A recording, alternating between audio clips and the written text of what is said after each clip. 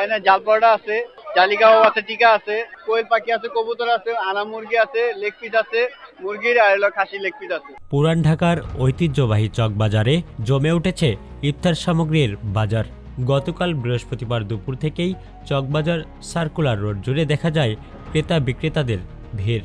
নানান পদের ইফতারি সাজিয়ে বসেছেন দোকানিরা, আর দূর থেকেই ভেসে আসছে কাবাব, হালিম ও মশলার ঘ্রাণ।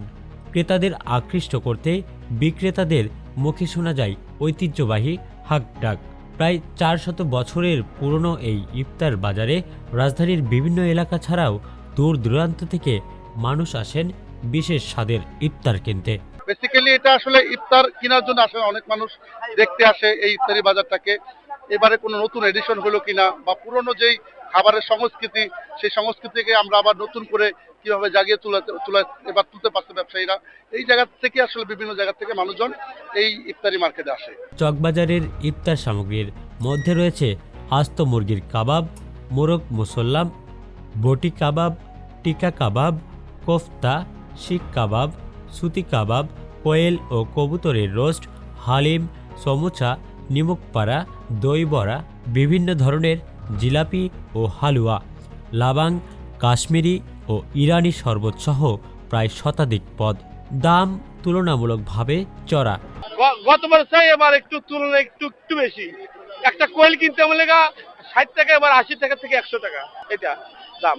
খাসি আছে আপনার 800 টাকা, লেগ পিস আছে 150 টাকা, কোয়েল পাখি 80 টাকা, আনা মুরগি হলো কি আপনার 300 টাকা, পরোটা আছে 60 টাকা 70 টাকা, মুরগি গরু খাসি আর কি।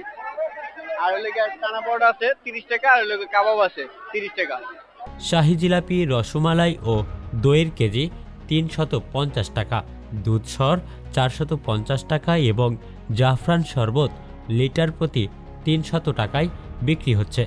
তবে এই ঐতিহ্যবাহী বাজারে স্বাস্থ্যবিধি মানা নিয়ে প্রশ্ন রয়েছে। অনেক দোকানে খাবার খোলা অবস্থায় বিক্রি হতে দেখা গেছে। অনেক বিক্রয়কর্মীর মাথায় ক্যাপ বা হাতে গ্লাভস নেই। বিক্রেতাদের দাবি, খাবার দ্রুত বিক্রি হয়ে যায় বলে দীর্ঘ সময় ঢেকে রাখার প্রয়োজন পড়ে না। তবুও ঐতিহ্য, স্বাদ ও উৎসবের আমেজ মিলিয়ে রমজানের শুরুতেই প্রাণাঞ্চলের ভরে উঠেছে চকবাজারের এই ইফতার বাজার।